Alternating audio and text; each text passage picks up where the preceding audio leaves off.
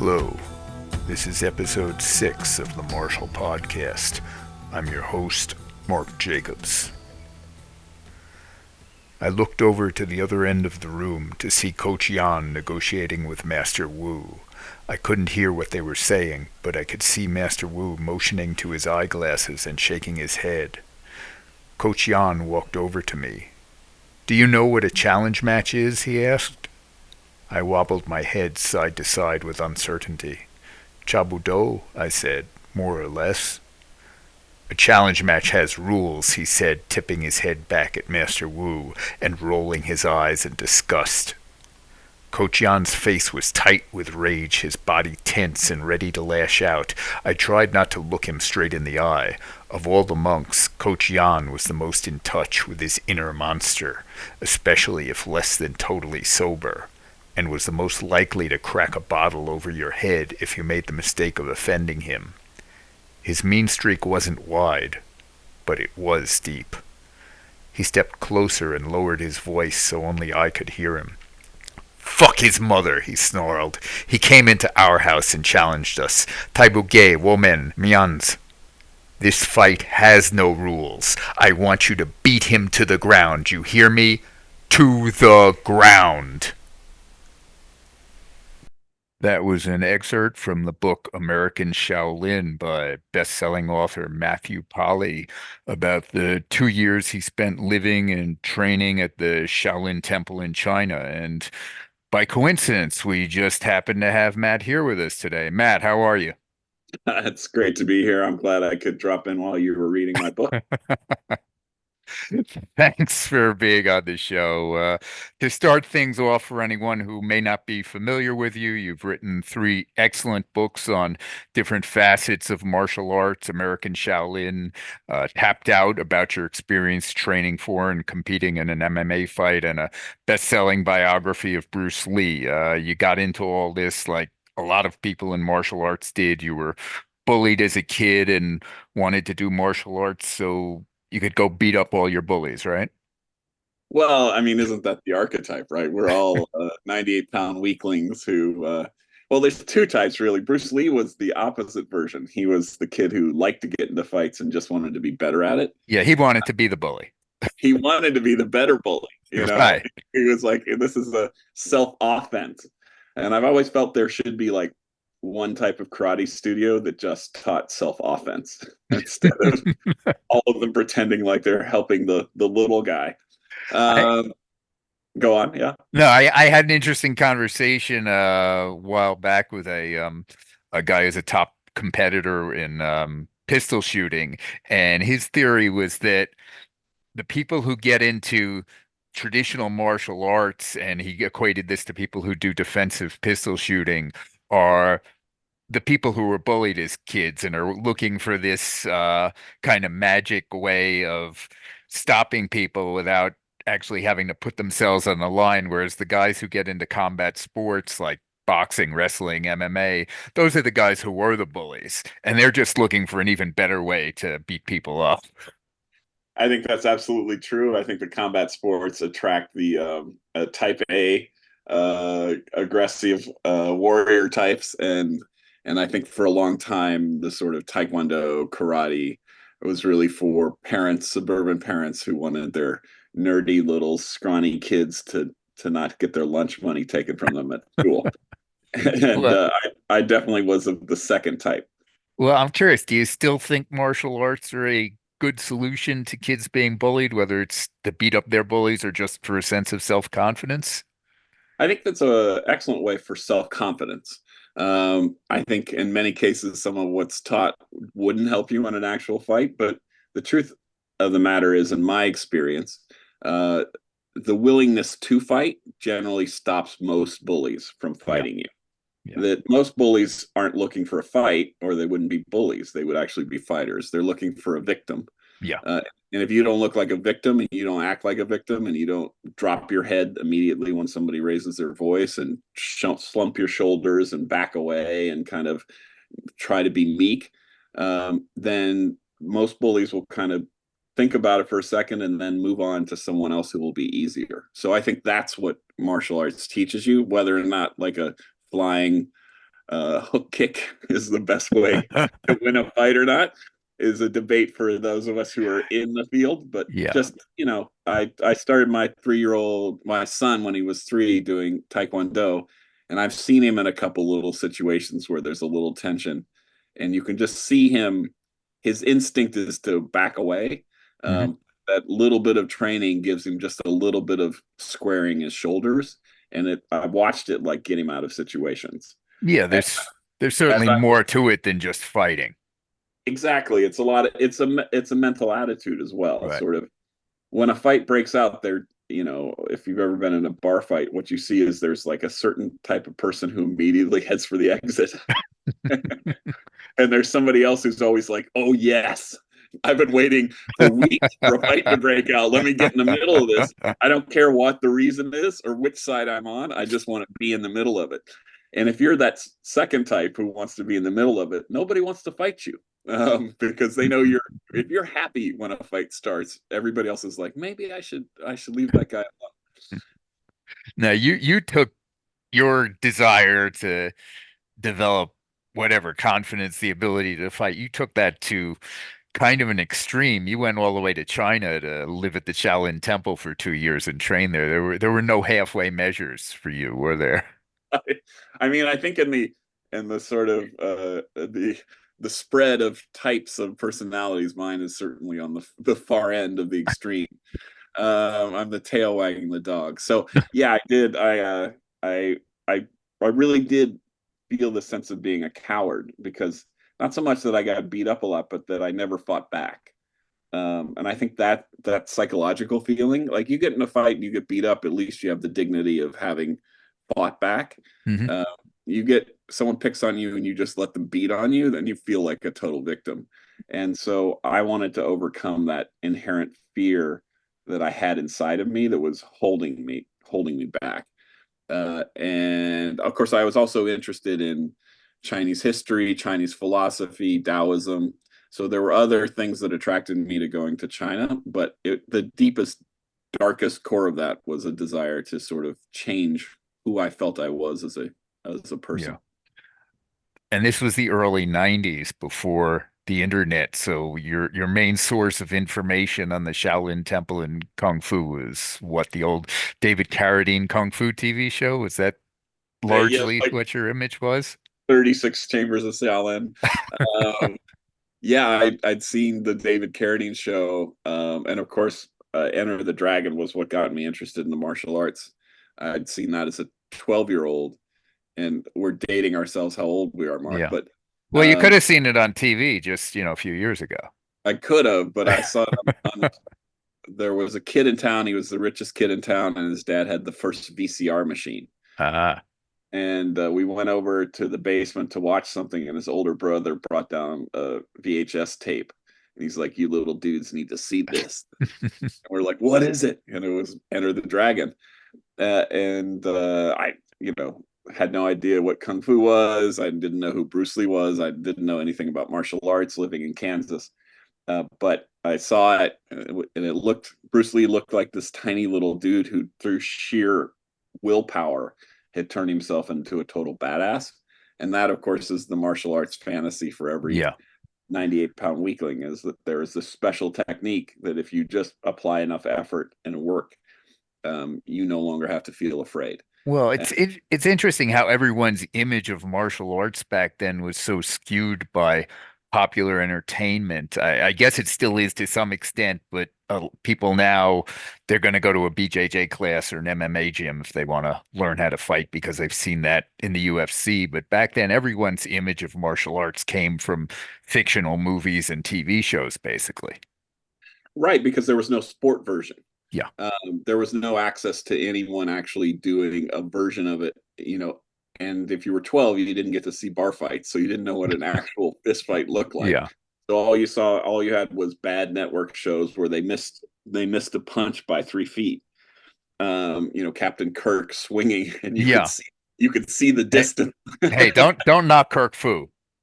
Kirk Fu he had that good old right hook, a great American right hook, the John Wayne punch. Well, Uh, they and they tossed in some judo throws and a flying side kick occasionally on with the Kirk Fu.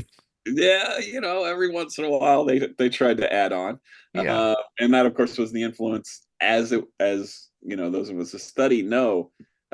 American soldiers were stationed in Okinawa and then in the Korean War in South Korea, Hmm. and so they ended up picking up some of the Asian styles and bringing them back. And so it wasn't until the 60s and 70s that this started to pick up, but it was still such a micro community. Yeah. And so if you weren't in LA or New York City, there was no access to this.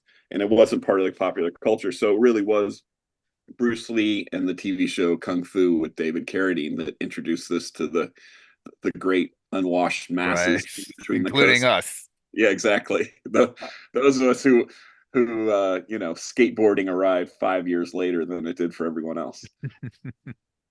And when you got to the Shaolin Temple, I think you quickly learned that the guys there considered the best fighters, that they weren't the classical kung fu guys. It was the Sanda guys who were basically doing kickboxing mixed with wrestling throws, that they were considered the best fighters at the temple. Is that more or less it? Yeah, that's interesting that you asked. So I think people get a misconception of traditional martial arts. A lot of that was kind of history and culture based. I mean, you Hmm. were doing these techniques and forms because this was the tradition. And there's a lot of peaking opera in traditional kung fu. Their old styles were tied into forms of entertainment, Yeah. and there was an aspect of kind of religious practice that the idea was doing these forms over and over again was a kind of moving meditation. And so the degree to which it was focused on actual practical fighting, I think over time became less and less. And in the same way you look at Tai Chi, you don't think of that, if you know anything, as a fighting style. You think of it as a kind of health meditation practice. And I think traditional kung fu also was somewhere in between that and an actual practical way of fighting. And so with Sanda, which was Chinese kickboxing, what you had is, I think, the important thing in learning a martial art for fighting, which is you put it in a rules based context so that you can practice it almost max out without frequent injuries. And that's the problem you get with some traditional styles. Like, it's nice to poke somebody in the eyeballs, but you can't do that more than once with your Yeah. with Yeah. your training partner before he quits. It's kind of like, do you want to train more effective techniques in a less effective manner, or less effective techniques in a more effective manner? I think history has shown, in general, training in a more effective manner, even if it's with somewhat less effective techniques, is probably the way to go. Yeah, exactly, Mark. You stated that perfectly. The problem of training is it takes a ton of repetition, the 10,000 kicks Mhm. line, to get anything right. But you can't do 10,000 kicks if you're training in such a dangerous way that you get Yeah. injured by the Yeah. second kick. So you have to actually dumb it down or safeten it up a bit so Yeah. that you're able to do it. Yeah. And that's why you have gloves and headgear and shin guards and all these things that you don't have in a real combat Right. situation. Yeah. But you need to have if you're going to be able to actually train more than 1 week.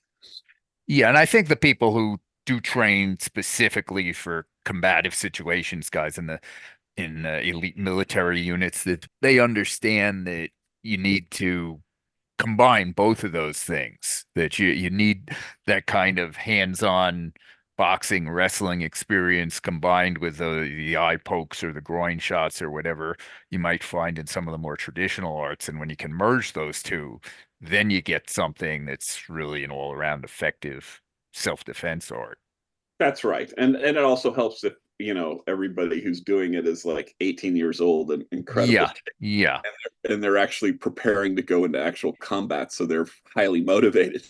yeah. Um, I mean, what generally the concern those of us who've had over the years is when you get to the general public, that it's the marketing issue, which Mhm. is, you're some 9-year-old thinks that he's going to be safe if he learns like a flying sidekick, Yeah, and he gets into a little scuffle, and he some wrestler kid just takes him down and pounds his head against the concrete. um, And he's like, "What happened? I thought I was learning this great art of like self-defense." And you're like, "Nah, that you weren't. You were learning a cultural tradition, um, and with a little bit of self-defense application." So that's always been Yeah. the tradition versus MMA or whatever the Yeah. combat sport du jour is of the moment. So for you living over there, and you were the first Westerner to live and train full time at the temple, is that right? That's right. There had been a Yeah. couple groups that had visited for like a week or so, but I Mhm. stayed for 2 years, so Right. that definitely made me unique. It was Right. 92, so it was rough at the Shaolin Temple, which was this tiny little rural village, and Right. This is the before it became a big tourist attraction like it is now. it's a huge tourist attraction now. It was just starting. I Mhm. literally arrived as they were beginning to turn it into kind of Epcot center of Right. kung fu. So the monks made their living by performing for local tourists. Mhm. And I got to have my picture taken a lot as the only white guy there. How different was it from what you expected? I know a lot of people have those romantic images of what the Shaolin Temple is like. And when you wrote your book, I think you burst a lot of people's bubbles by portraying the temple and the monks, warts and all, that it's not some mythical Shangri-La like in the Kung Fu TV series. No, it's true.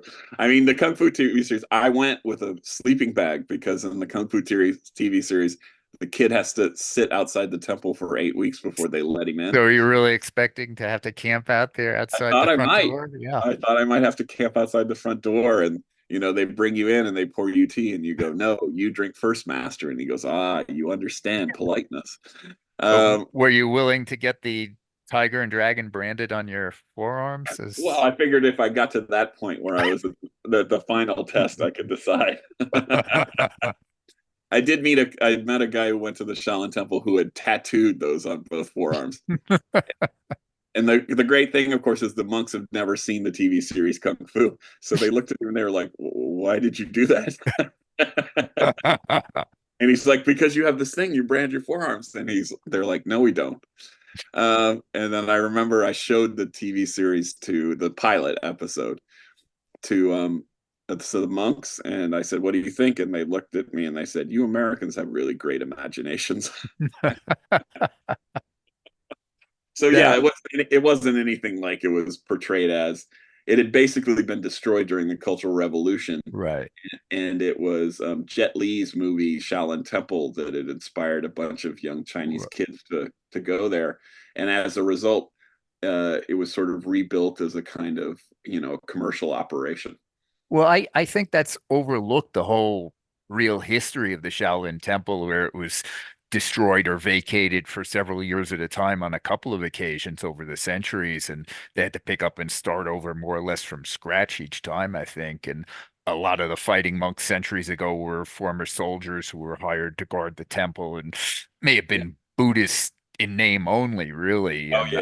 I know you've had that discussion on internet forums over the years with people that said you didn't go to the real Shaolin Temple or these weren't real Shaolin monks. Right. I mean, the Shaolin monks were never real Shaolin monks. I mean, it's always been a complicated situation. Yeah. And the other thing is, like, I mean, if you look at the Catholic Church's hierarchy, they have behaved in ways that wouldn't qualify them as what you would think of if you just read the Bible as real Yeah. Christian followers. So, the Buddhist monks of Shaolin from a very early period were kind of a place where former generals who had fallen out of favor or soldiers and armies that had lost could shave off their head, put on a robe, and not be executed. And so some of those guys probably weren't the most Buddhist people of all. Right. And I think they hired some of those guys just as guards to keep the riffraff off their land because they were big landholders back then, right? That's right. Exactly. The peasants would revolt. They would Yeah. they'd be mad about this. So the history of any sort of religious organization has everything, periods of capitalism, periods where they're an oppressor, periods where the government turned against the Shaolin Temple Yeah. because they supported the wrong guy and burnt it down. They were one of their happier or prouder moments was when the the Ming, was it the Ming or the Qing? I can't. When the Manchus came down, Yeah, the chain. yeah, the Shaolin was one of the Han rebellion centers, and then when they lost, they were, for a couple centuries they were blown away, and then Right. the Southern Temple was built up. Anyway, it's a long, complicated history, and Yeah. so the fact that it's now a kind of commercial tourism center just reflects the fact that it has always had to adapt to whatever the Yeah. powers that be at the time were. I mean, I could see where people would rather have these romantic, idealistic images rather than messy historical facts, but I don't know if those kind of over-idealized mythical images really help in the long run or just create these unrealistic fantasies people will constantly be disappointed they and no one else can live up to. Yeah, I mean, I think that's the thing for all situations. It's like, expecting your marriage to be like a rom-com, it's everybody has a fantasy of, you're going to go to you're going to go to Harvard and it's a perfect place of higher learning. And actually the professors are a bunch of careerists who don't want to teach you. Yeah. So, every institution disappoints you if you have a childlike fantasy of what it's like. What I found when I got there was to try to find the things about it that were special, Mhm. and I, as a person, just curious the way things work. And so I just kind of was like, oh, okay, this isn't anything like what I thought from watching a 1972 TV series written by. What turned out to be most special about it to you? I think the talent of the monks themselves. Mhm. I'd never seen anyone do traditional martial arts at that level, because in the States we don't start at 8 years old and train 8 hours a day. Yeah. And so they were the equivalent of Olympic gymnasts. Uh, you know, Kids who basically 10,000 of them were there at the time, and the monks were the top 50. So Mhm. basically, it was like, NBA basketball. Yeah, the best of the best. The best of the best. And when you watch that, it's stunning. It's absolutely stunning to see. One of the stories I love to tell is one of the monks would say he was studying lightness kung fu to help his leaping ability. And one day he was just messing around and he ran along the side of the wall for 7 steps and then jumped off and kicked a bag. And everybody, even the other monks, were like, "We don't know how he does that." And it was just, it was just one of those moments where you're like, "This is the kung fu movie." Yeah. You would see moments where you felt like that, and so that was the most kind of impressive thing. And Right. I also felt like when you met someone who had completely mastered an art form, it elevated them as a human being. Mhm. Uh, they weren't perfect; they all had flaws, but they they had achieved an expertise at a young age, and it gave them a kind of glow about them. Mhm. It was palpable, and I thought that was a good lesson, um, for all of us. There's something about achieving mastery that really uh, elevates you as a human being. Right. And you ended up writing the book American Shaolin about your sojourn there, and that became pretty successful. And that led to a suggestion from your agent or your publisher that you do another first-person look at martial arts with you getting into the world of MMA. Yeah, I wanted to actually, so I wanted to do a book about like meditation. And Now, if people want to see blood, Matt. that's exactly what my editor said. And I was like, at the time I was like 32. I was like, I'm not 21 anymore. I'm not flexible. I don't like getting hit.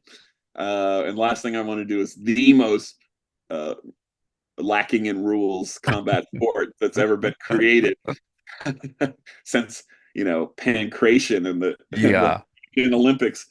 but Uh, and but they so, wrote the check and you did it. well, I mean, at a certain point, it's a job, right? Yeah, You do what the market tells you it wants. yeah. And that's So, how we intersected. What was it, like around 15 years ago, I think I met you yeah, first at an that's open that long ago. tryout they were holding for that new MMA promotion, the International Fighters League. Those good old days when MMA was a wide open world and every dipshit entrepreneur thought he could make a buck. Yeah, so they were doing it in New York and Henzo Gracie. was one of the MMA stars who Right. was associated with the company. Yeah, we you and I met and Yeah. got together and shared a similar sort of ironic, cynical take on the world. And I- so I did. So anyway, I did spend two years training at various places around the world to prepare for an MMA fight. right. Yeah, I think you train with a few different top coaches there. I know one of them you train with quite a bit was John Danaher, who's now maybe the biggest jiu-jitsu coach in the world. I think he was just starting to get a big name back then when you were training with him. Yeah, I mean, if I he wouldn't train me now, and I probably couldn't afford him. Well, No, he was the no-gi coach at Henzo Gracie's, and I lived in mhm, New York City, and that was the place you went to if you wanted to study Brazilian Jiu-Jitsu. mhm. And since I was preparing for an MMA fight, I needed a no-gi coach, and he was known in the kind of small circles of that world, which were still very tiny then, Yeah. but he was not considered the greatest jiu-jitsu coach of all time, and I don't think he was at that time. And well, he's another example of somebody who, through hard work and dedication, became even more masterful in his field. But having trained with him, I have to say, even then, he was just a brutal person to roll with. And those private lessons were kind of I, I don't know what hell feels like, but I kind of think I think it might involve like having to roll with John Danaher every single day. I think you told me as a teacher though he usually taught to the smartest kid in the class and the ones who weren't quite as gifted got left behind a little bit. Was that the feeling that you had there? Well, it's interesting. I didn't take many of the general classes with him. Uh, I mostly took private lessons, but Danaher was definitely someone who admired excellence. mhm. And he's not someone who suffered fools gladly. I think that's a fair thing you could say about him. I mean, he'd been a PhD student in philosophy at Columbia. He was very well read, and he was like almost like a monk. He was just obsessive about. He read books and studied martial Yeah. arts, and then he would roll like 8 hours a day. Yeah, I don't know if it was in your book or somewhere else that I had read this, that when Matt Serra, who was another one of the black belts there and was a UFC champion, when he got married and he invited Danaher to the wedding, that Danaher showed up in his rash guard. I mean, Donner shows up there. I think he sleeps in this rash guard just in case he wants to roll in the middle of the night. Yeah, no, he did show up in the rash guard, and then at the ceremony after this, the reception, some of them rolled together. He's an example of like the purity of obsession. Yeah, yeah. Uh, And he's interesting because his knees don't work so well. He was disabled, and so I used to joke that he found the only martial art you could do while lying down. And he's remarkable, and he was a remarkable coach. But he was he was rough. Like he's a tough coach, yeah. and very exacting. So if you were a bad student, you would probably not want to study with him very long. And I have to say, I wasn't a very good student, but I was smart enough that he found me interesting to talk to. Well, that's fortunate. That was the Uh, only thing that saved me. Now, after tapped out, you didn't want to get beat up for the sake of literature anymore, or was that it? You had lost your appetite for combat, so they came to you with the idea of doing a biography on Bruce Lee. Yeah. Well, basically, so I trained for 2 years. I went to Thailand, Russia, and then I spent like 6 months in Las Vegas at Randy Couture's camp and had one MMA amateur fight, which fortunately I won. Because the book had to end on a win, and if I hadn't won, I would have had to keep fighting until I did. So we would have had to found weaker and weaker opponents until finally found some like 8-year-old that I could beat up.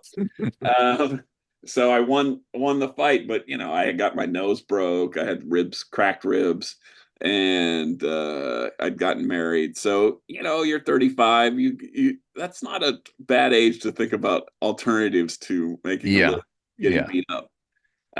And that I only had so many brain cells left to give to my art. So I said I'm going to do a book, but I'm not doing another participatory. And to be honest, I was sort of tired.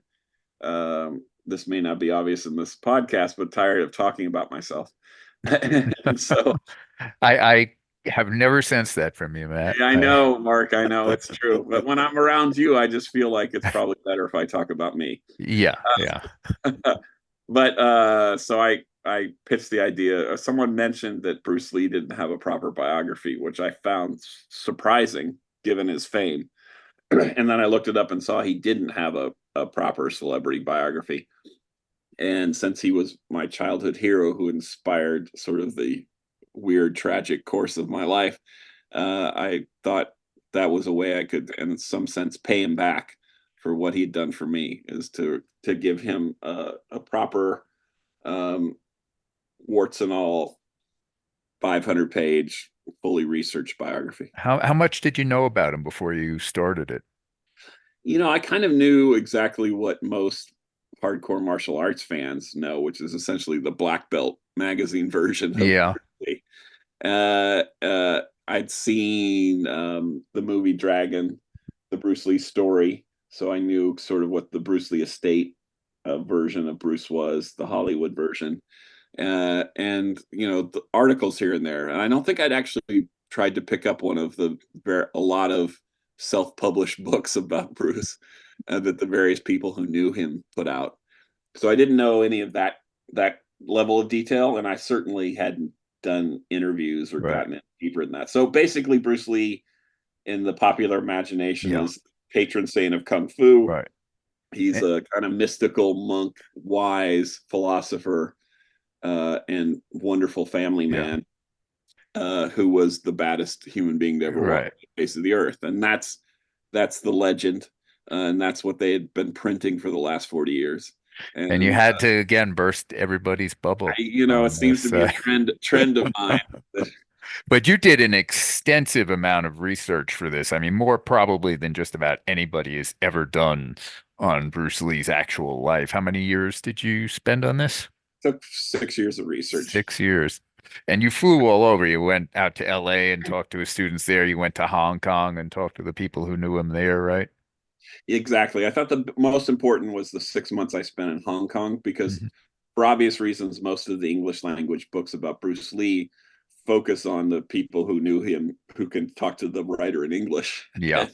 And since I knew how to speak Mandarin and was familiar with Chinese culture, I thought one of the things I could bring to the book that other Western writers couldn't was a kind of familiarity and talk to the people from his Hong Kong side. One of the things we forget is he was born in America but lived here until he was 3 months old, went Yeah. back to Hong Kong and lived there until he was 18. Yeah. And so half of his life was spent in Hong Kong, and yet Hmm. the movie version of his life is essentially he's an American Yeah. immigrant, and the Hong Yeah. Kong life doesn't exist. What did you learn about him that surprised you the most? I think one of the interesting things about Bruce Lee that shocked me, and it happened when I was watching his childhood films in the Hong Kong movie library, was I didn't know really that he'd made 20 films before he was 18 years old. Hmm. And as I was watching them, none of them are kung fu films. Yeah. They're comedies, melodramas, tearjerkers, and some of them he's the star, but most of them he's a bit character. And what I realized is, oh shit, he's a child actor. Yeah. Yeah, you had commented to me once, unlike most martial arts movie stars, he was an actor who became a martial artist. He wasn't a martial artist who became an actor. Right, exactly. Chuck Norris is the exact opposite. Chuck Yeah. Norris was a martial artist who thought, oh, film is a good way to develop my financial Yeah. portfolio. Bruce Lee was a hardcore child actor with all the weirdness that comes with that. He had a little too much fame when he was young. He got into trouble, but also that obsessive personality that you see actors have, where they get they're like really into Kabbalah, or they're Hmm. really into like deep sea diving. Hmm. Like James Cameron. Like you're Yeah. like, why would you do this? But that personality that's in the film and acting is a personality that gets really attracted to something, and that's how he got into martial arts. Was he became obsessed with it in the way an actor becomes obsessed with it, not the way a martial artist does. And that's how I figured out his. I was like, oh, our actor first, martial artist second. Yeah. Then he combined the two. That's why Bruce Lee's unique. Now I'll put you on the spot here, and I guess you'll put me on the spot, and we can talk about just how good a fighter was Bruce Lee. This whole issue got a renewed jolt in the arm a couple of years ago with Quentin Tarantino's movie Once Upon a Time in Hollywood, which got a lot of criticism for a scene where a stuntman played by Brad Pitt manhandled the Bruce Lee character. And I think Tarantino even cited your book, Bruce Lee, A Life, for part of his kind of negative portrayal of Bruce. And you had to take to Twitter, as I recall, to disavow this before the Bruce Lee fans lynched you in public. Well, the funny thing was the way it started was I got called up after the movie came out the first day, and they asked me, "Do you think his portrayal of Bruce Lee was accurate?" And I said, "I know. I think it's a caricature. He took some things that are true about him, and kind of, I don't know why, but really tried to make him look bad." Mhm. And so I was critical of him. And then they called Shannon Lee, who was obviously apoplectic. And so she and I, for a brief moment, were on the same side, saying critical things about Tarantino's take. And pretty soon I was being called by everybody, the New York Post, etc. So I was on record saying that Tarantino had done a kind of unfair caricature of Bruce Lee.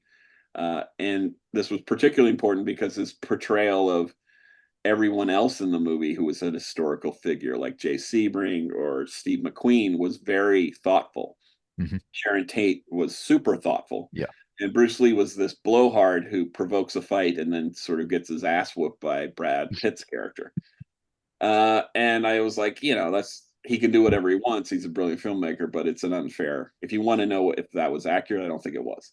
And then I end up getting a call from Quentin Tarantino, who's like, Matt, I know you don't totally agree with what I did, but don't you think some of it could, he wanted to argue the points with me. So I thought that was a pretty surreal day in my life where I was having a debate with Quentin over his movie. And then he went on Joe Rogan and quoted my book and also said, I talked to Matt by phone and sort of wrestled me onto his side. And at that point, I went on Twitter and said, yeah, actually, I didn't totally agree with Tarantino. Much as I love the man, it's a filmmaker. So in some weird cosmic universe of social media and Hollywood culture, I was momentarily a bit player.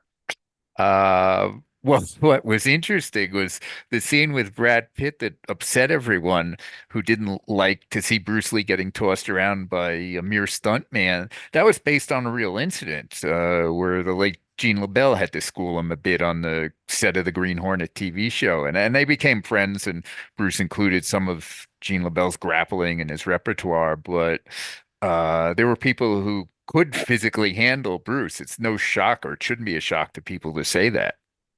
Yeah, I mean, we should caveat by saying that the proponent of that story is Judo Gene LaBelle, who was known to exaggerate on occasion. And I'm not sure we've had third party confirmation. However, it would not shock me at all if a Judo Gene LaBelle on the set of the Green Hornet did what he said he did, which was he put Bruce into a fireman carry. Because if you weren't expecting it, uh, Yeah, Judo Gene LaBelle could put any human being in yeah. Earth onto a fireman's And he carry. was also twice Bruce's size. Exactly. Bruce Lee, we have to remember, is 5'7", 130 pounds. So he hit like a mule. He was super fast, but he was basically a white belt in grappling arts Yeah.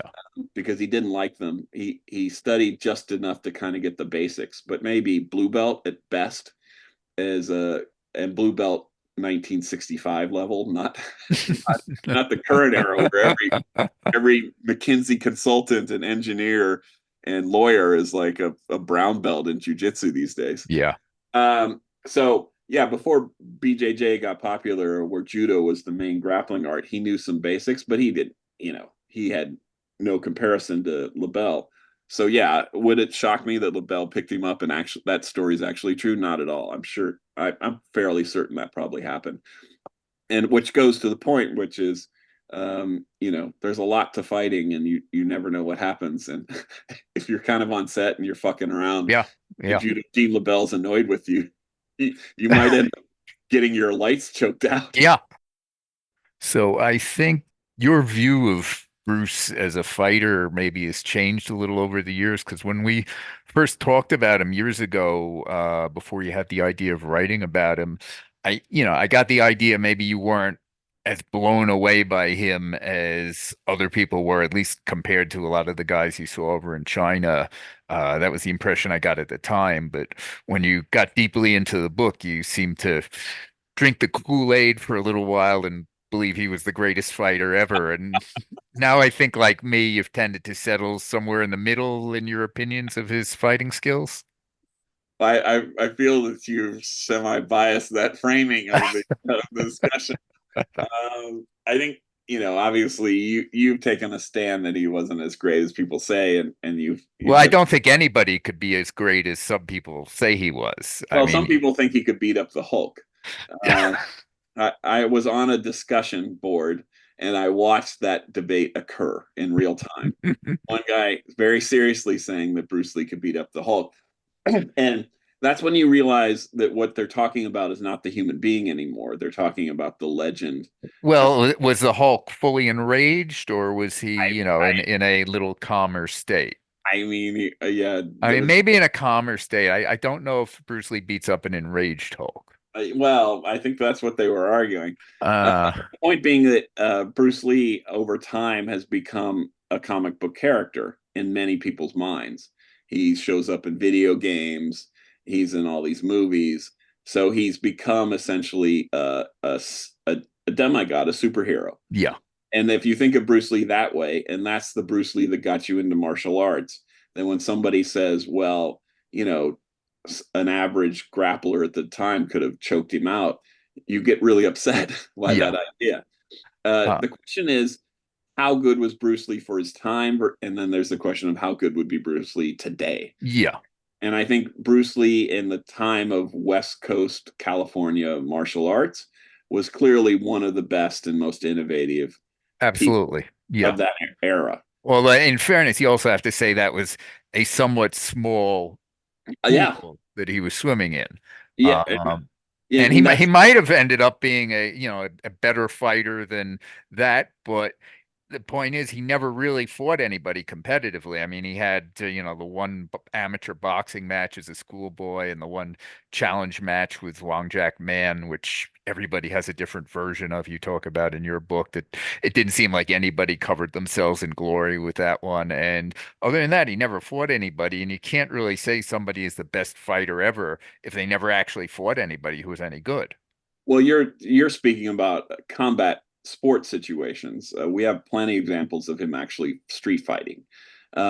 And there's a lot of combat sport guys who've never been in a street fight, and those are two very distinct things. But we don't know exactly how those fights that he had on the streets or the couple that he had in Seattle actually turned out. I think we do know that the top guys of that era respected him. They often thought they were better than him. Mhm. The Joe Lewis's and Chuck Norris's in Yeah. their heart of hearts thought they were superior. Whether they were superior or not, as we know with martial artists and their egos, none of them think they're inferior to anybody. So I think it's clear that he was one of the very top of that era of that time. Yes. Yeah. I think Um, that's clear. Now, whether he was, I also think that, if you threw him in an MMA cage today, he wouldn't last 20 seconds because he would be taken down within seconds. you just got the And people out with their pitchforks coming after you now. exactly, he would be taken out and smothered because he had no takedown defense and he had a minimal understanding of grappling. And as someone who used to be a Yeah. striker who had to learn that stuff, it Yeah. takes a while. So would he, if he, so what I always say is, I think Bruce Lee was incredibly perfectionistic. He was one of the hardest working martial artists around. If you had given him 2 to 3 years to master some of the things he didn't like or was good Mhm. at back in 1971, he might have been a decent MMA fighter. Yeah. And he might have even have ended up, if he decided to go into boxing or something, might have even been a good boxer, but again, that's all speculation because he Of course. never took the plunge and went and did those things. So it's silly for people to try to build him like with the Shaolin Temple. People like to have these romantic images, but it's not real. You have to look at what the reality of the situation was, and for what the Shaolin Temple was, or for what Bruce Lee was, they were great, important figures that had a lot of value in their own, and I don't think we have to build them up into something that they were not.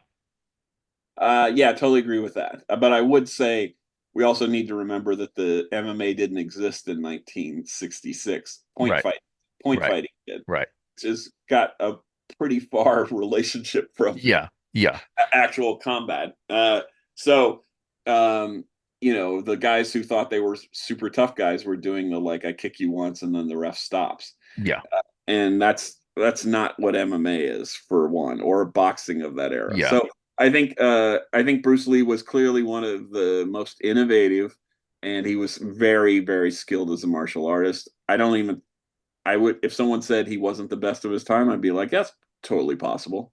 And I think there were probably plenty of people back in 1971 who could have kicked his ass. But probably those sambo guys out of Russia who get one of those like 220 yeah. guys. There's all sorts of people out there. Guys They're don't always realize tough. people you never heard of that are really, really outstanding fighters. There are. There's at least like a half a dozen guys in San Quentin. Yeah,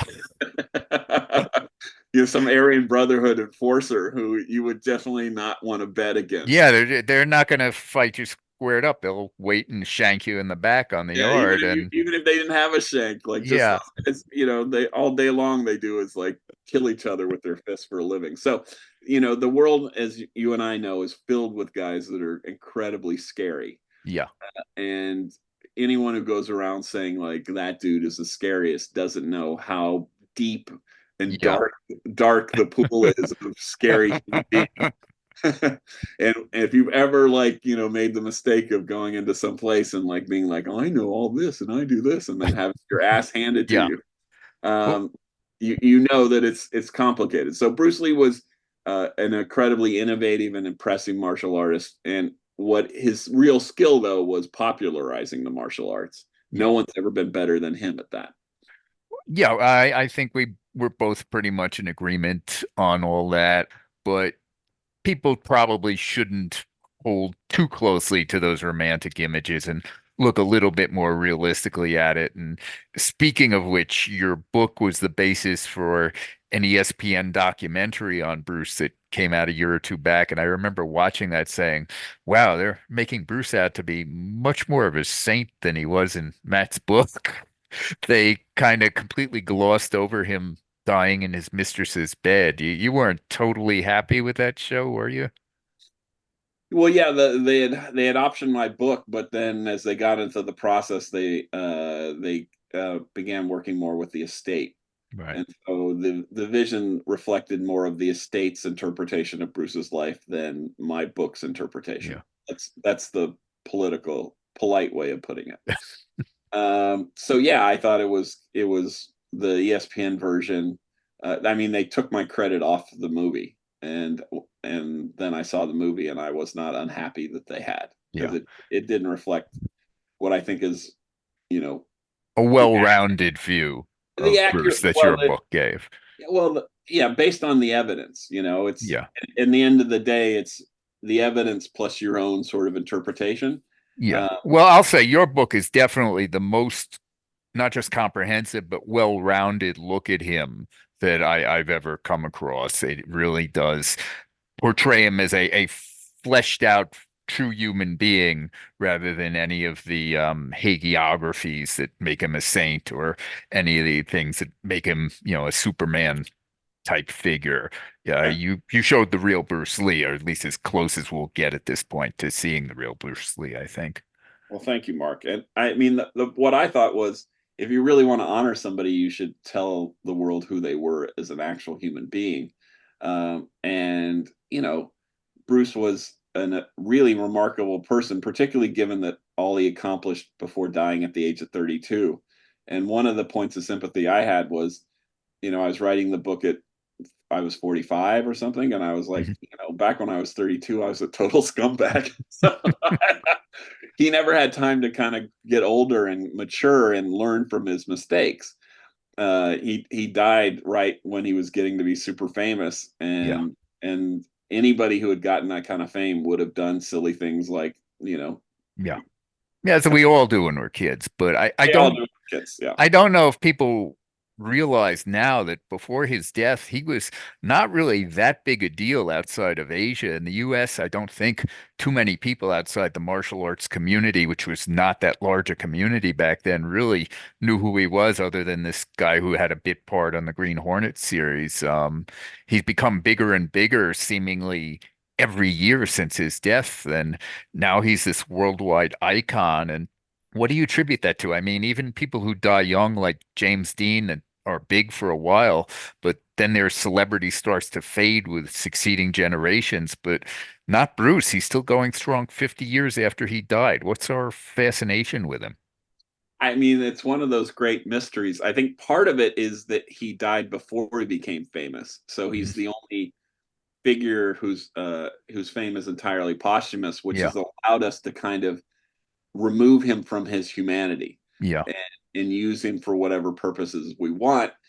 We had the Hong Kong protest uh, against China saying like be water. And then you, of course, have the Chinese who want Bruce Lee to be one of their national figures. yeah, Uh, and I think Bruce Lee, the way you maintain fame is to be a kind of icon that can be used by different groups for different reasons. And one of the interesting things about Bruce is if you look at it, so a skinny white boy like me could look up to Bruce Lee as an icon of like the underdog who uses martial arts to become strong. yeah, In the black community in the 1970s, Bruce Lee was a white guy. Sorry, he was a person of color beating up white guys. yeah, You didn't see in film. So he became a brother. yeah, He was like someone who took it to the man. And then to Asian Americans, he represented the first one to break the stereotype that the Asian man was this kind of sniveling, devious, manipulative wimp. And one of the lines I really liked in the book was I quote somebody who said, before Bruce Lee, after Bruce, whatever you think of Bruce Lee, after him, no yeah. one stole Chinese kids' lunch money and thought they wouldn't fight back. Yeah, he's become all things to all people, I guess, like a Joseph Campbell archetype hero. Yeah, exactly. He had that aspect, and but also I think what's interesting is unlike say James Dean or any of the other acting celebrities, Bruce Lee is the only actor who also was part of a missionary movement. Hmm. You know, there were, as you said, a few, maybe 10,000 people were into martial arts before Enter the Dragon. After him, every shopping mall has a McDojo. And no disrespect to these various karate studios who are teaching all these kids, but what it means is he changed the kind of face of Western culture Yeah, and and added martial arts as the thing that you have a 4-year-old or a 5-year-old, you're like, what's your kid do? And one says, I do taekwondo and I do karate. None of that occurred before Bruce Lee. And so he really made martial arts part of Western culture. yeah, And so in doing so, I think that ensured his place as a significant cultural figure and not just a celebrity. yeah. So what do you have coming up in your future? What are you working on now? I'm actually trying to put together a graphic novel or a graphic a series. Um, I wanted to, like everybody went through the pandemic, I had to rethink my life, and I was like, I think I want to do some fiction. Mm. Uh, and so I'm working on this fictional story. We're at the pitch deck stage. We don't have a publisher yet, but hopefully we'll find one, and uh, and then I can come on your show and Yeah, and we can promote talk about that. promote the hell out of it because I'm definitely going to need some help selling this. This Is is not this the my. one you were telling me about years ago? It is. I've never given Yeah. up on it. Okay, yeah. As you know, Mark, I don't quit. No, no, that is something about you. And you know, I'm a comic fan, so I will Good. definitely, you'll have a reader with me. Okay. Uh, Good. I will tell the publishers I have one copy, and I've got the great Mark Jacobs that's podcast. right.